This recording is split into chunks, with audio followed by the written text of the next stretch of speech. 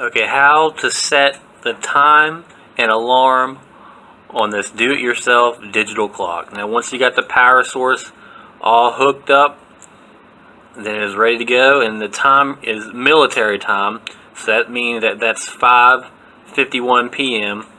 So, well actually, yeah, 5:51 p.m.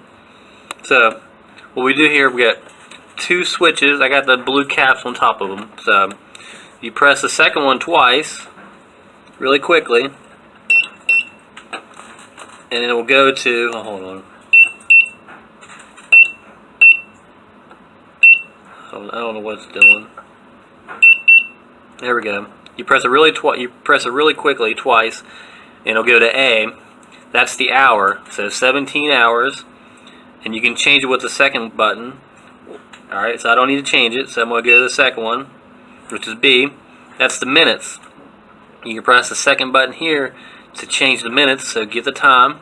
Once you're done with that, press the left one again for C. That means on. That means it'll beep whenever the it reaches 0, like the counter.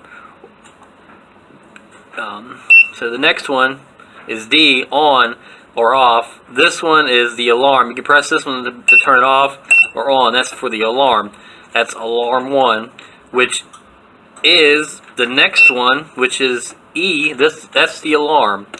So I want this alarm, which I already set for on, to go off at 7 a.m. I'm going to go to the next letter. That's the minutes. 0, so 7 o'clock. 7 for the hour and 0 for the minutes. And the next one is for your second alarm. You can set 2 alarms.